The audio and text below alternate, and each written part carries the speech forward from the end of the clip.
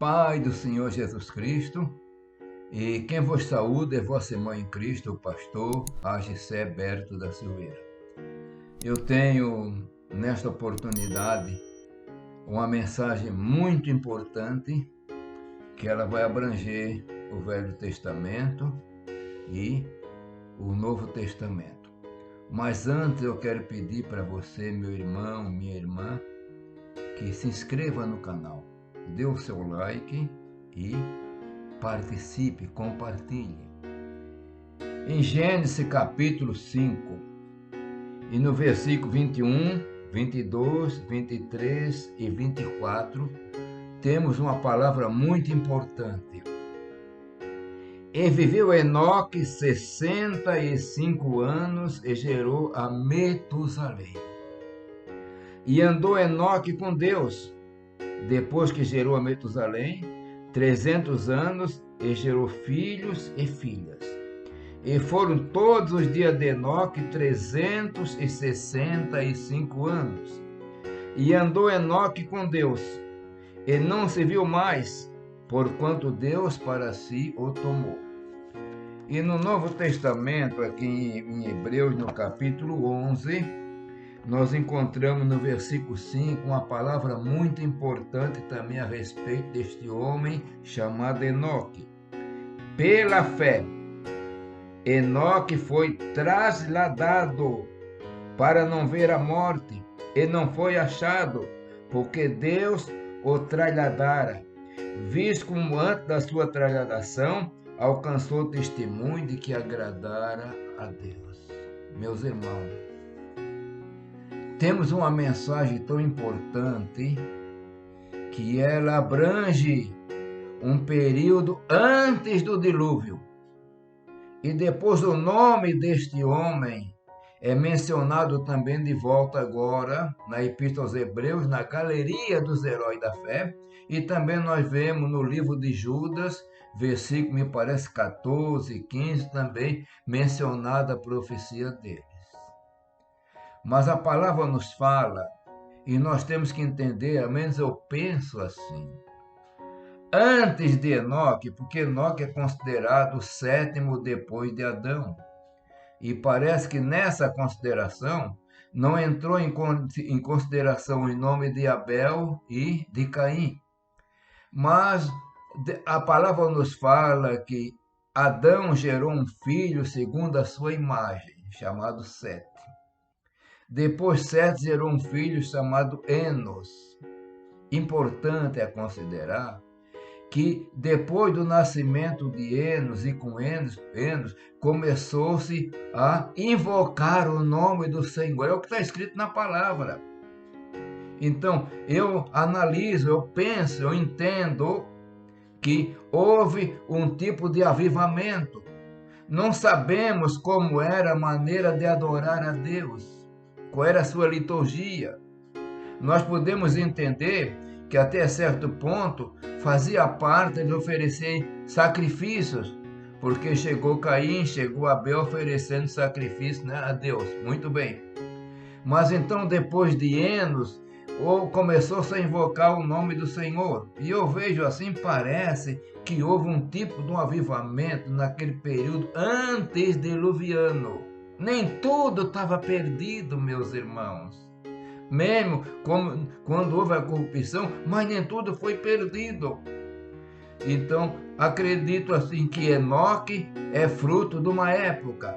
Mas importante é nós analisarmos uma coisa. Este homem Enoque, que a palavra diz que viveu 365 dias, mas talvez a uma boa parte não olhou uma coisa, que parece no nascimento do seu filho, Metusalém, parece que deu problemas, houve alguma coisa, mas é um marco. E a palavra diz, e andou Enoque com Deus, depois que gerou a Metusalém. Então nós entendemos que antes dele gerar Metusalém, esse homem não andava com Deus. Parece, e dá-nos a entender que houve uma transformação, ele se converteu. Não sei se o nascimento foi difícil, não importa. O importante é que gerou um divisor de águas. E este homem passou a andar com Deus. E diz a palavra não se viu mais por quanto Deus para si o tomara. 300 anos este homem andara com Deus.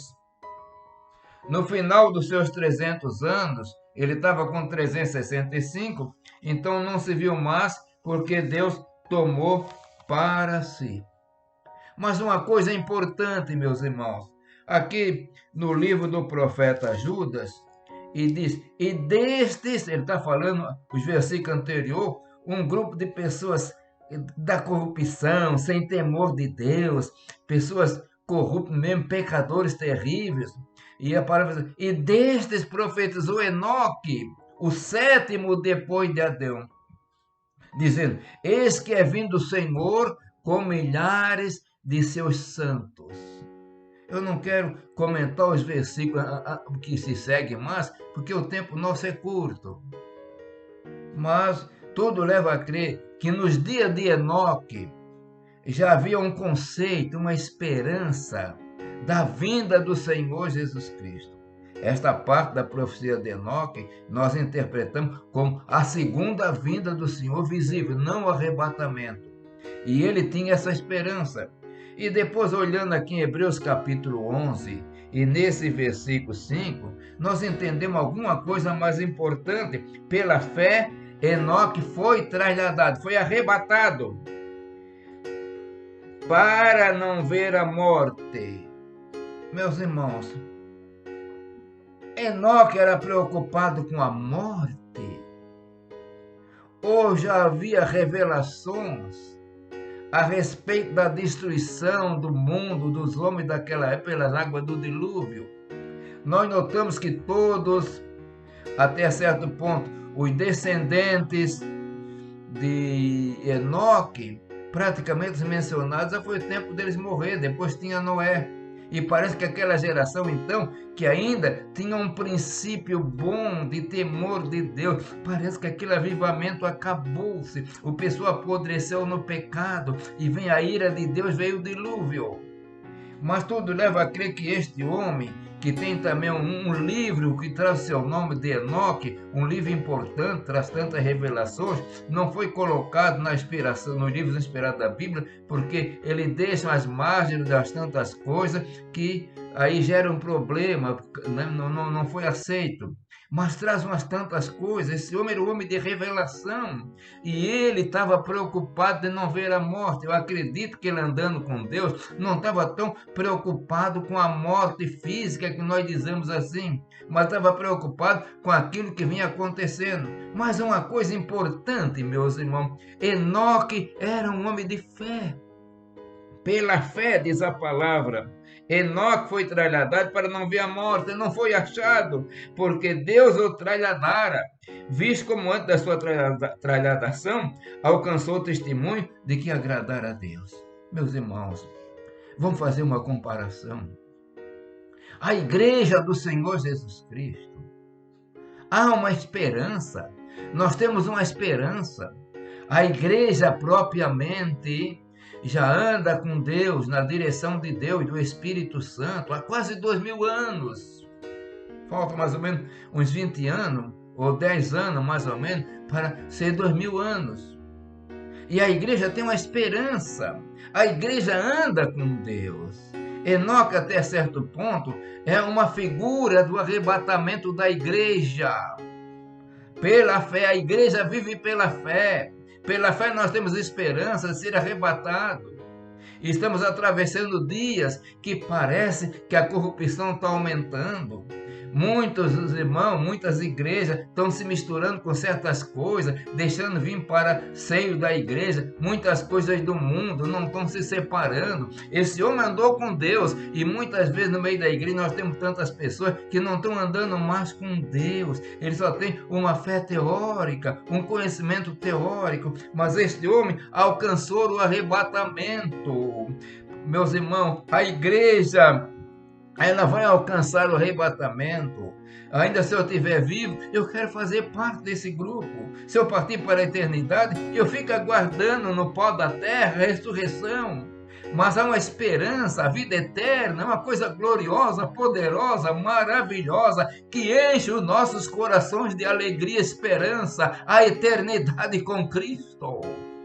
Mas muitas vezes, pessoas que vão se contaminando, misturando com o mundo, esquece, vai sendo abafado a fé, perde a esperança que o Senhor vem, mas o Senhor vem buscar a sua igreja, meu irmão. Eu quero terminar essa mensagem, que até está um pouco longa já, mas, meu irmão, minha irmã, fiquem na renovação espiritual. Jesus vem buscar a sua igreja e vamos estar unidos para ser arrebatados aos céus com Jesus. Amém.